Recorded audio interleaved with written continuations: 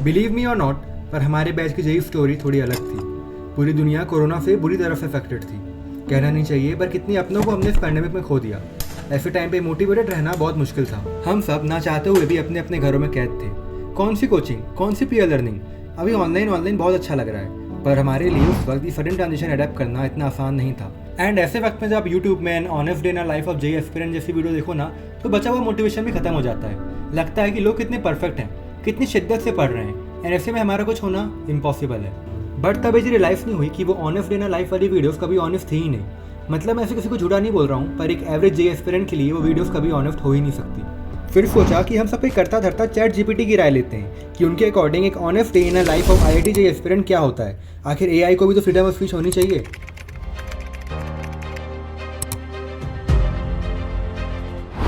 Day begin early, healthy lifestyle, healthy eating, balancing social life, motivation and positivity जैसे भारी भारी शब्द सुनकर मेरा सर चकरा गया। मतलब थ्योरेटिकली तो मुझे भी ये सब पता है, पर इन्हें कैसे बताऊं कि मेरा ऑनेस्ट डे बहुत ही रेयरली इसके थोड़ा भी करीब था। देन चैट जीपीटी के according ideal time table for J aspirant देखने के बाद मैंने ठान ली कि मुझे भी एक ह्यूमन वर्जन वाला a day in a life वाली वीडियो बनानी होगी।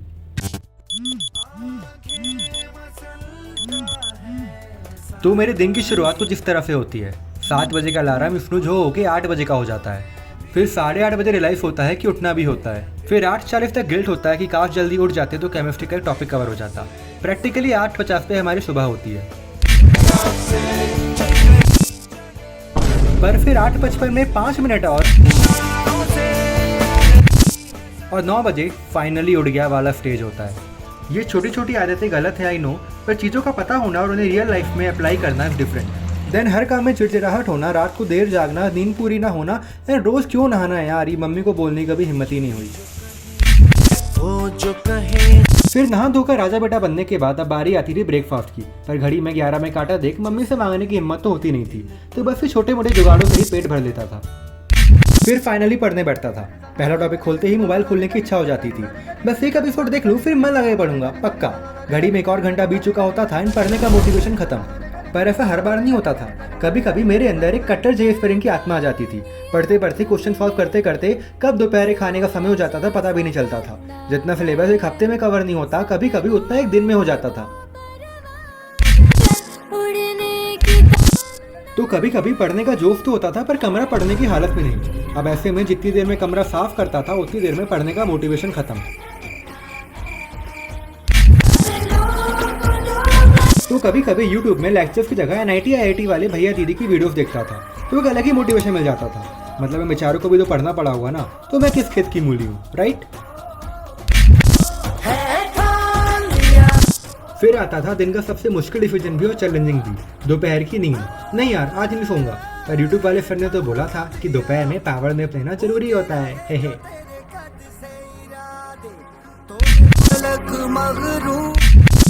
वक्त की एक बुरी आदत है, जब हम चाहते हैं कि ये रुक जाए तभी उतना ही तेज चलना शुरू कर देता है। यू वॉन्ट बिलीव कि कभी कभी इतना फ्रस्ट्रेशन हो जाता था कि फ्रस्ट्रेशन आंसू बनकर बहने लगता था। सेल्फ डाउट होता था कि यार शायद मुझ में ही कोई कमी है, मेरा सिलेक्शन कभी हो ही नहीं सकता। पर वक्त की एक अच्छी आदत भी है, जब ये बहुत बुरा हो जाता है तो वापस एक नई उम्मीद लेकर साथ आता है और उतना ही अच्छा होकर वापस भी। कोई भी कोचिंग आपको ये नहीं सिखाएगी कि पढ़ाई के साथ साथ खुद पर भरोसा करना भी उतना ही जरूरी है। मेरा हर दिन एक अलग वर्जन होता था, अलग मूड होता था, अलग मोटिवेशन होता था। तो honest day in life of J aspirant में आखिर कौन सा डे इंक्लूड करूं? मेरे सारे डे ऑनेस्ट थे। कभी कभी 10 सवाल गलत करके भी जब वो एक सवाल सही हो जाता था ना, तो उसको सही करने की खुशी भाई एकदम कुछ पलों में ऑल इंडिया रैंक वाली अचीवमेंट हो जाती थी। खुद को टाइम टू टाइम रिवॉर्ड देते रहना भी बहुत इंपॉर्टेंट है। सवाल सही होने की खुशी में जैसे कि मैं पागल सा हो जाता था, अपनी किताबों से अपने नोट से प्यार सा हो जाता था, इस बात से बेफिक्र कि उसी रात में इन्हीं नोट्स को देख के वापस डिप्रेशन में जाने वाला हूँ। किसी किसी दिन तो ऑल इंडिया रैंक 1 का सपना और भी बोल्ड हो जाता था। कोरोना में भी कुछ अपने और सच्चे दोस्त दिन भर की थकान मिनटों में भुलवा देते थे। बाहर तो लॉकडाउन लगा हुआ था, इसलिए कभी कभी घर के आंगन में ही टहल लिया करता था। एक बार खुद पर भरोसा तो करो, पढ़ाई को बोझ से मजबूरी ना समझकर जरूरत समझकर तो करो। सक्सेस की सीढ़ी चढ़ने से तुम्हें कायनात की कोई ताकत नहीं रोक सकती। आज मैं आपके सामने हूँ, एक अच्छे कॉलेज में अच्छे लोगों के बीच, पर कुछ है जो आपको बताना चाहता हूँ। क्या लगता है आपको कि मेरा ऑल इंडिया रैंक 1 का सपना अधूरा रह गया? अब 15,000 रैंक में क्या ही खुश हो रहा है? तो सुनो, तुम भी और हर वो एस्पिरेंट भी, तुमने अपनी जिंदगी के 2 साल मैथमेटिकली 3% ऑफ योर लाइफ इस एग्जाम को दिया है। आजकल तो किसी के पास 2 मिनट भी नहीं होते किसी के साथ बिताने के लिए। उस पेशेंस के एग्जाम में, उस डेडिकेशन के एग्जाम में, हार्डवर्क के एग्जाम में, एक लर्नर होने के एग्जाम में हम सब ऑल इंडिया रैंक 1 है। कंसोल नहीं कर रहा हूँ, सच बोल रहा हूँ, जो कोचिंग वाले तुम्हें कभी नहीं बोलेंगे। ना ही मुझे तुमसे पैसे चाहिए और ना ही तुम्हारा ब्रेन वॉश करके मुझे कुछ मिलेगा। पर एक बात याद रखना, बहुत से लोग तो सपने देखने के लिए तरसते हैं, उन्हें तो नींद भी नसीब नहीं होती। पर यदि तुम सपने देखने के काबिल हो तो उन्हें पूरा करने के भी। बहुत जल्द एक दिन पूरी दुनिया मेरी भी ऑल इंडिया रैंक 1 स्टोरी सुनेगी। भले ही वो जेई का एग्जाम नहीं होगा, पर डेफिनेटली लाइफ के एग्जाम में मैं एक दिन ऑल इंडिया रैंक 1 जरूर आऊँगा।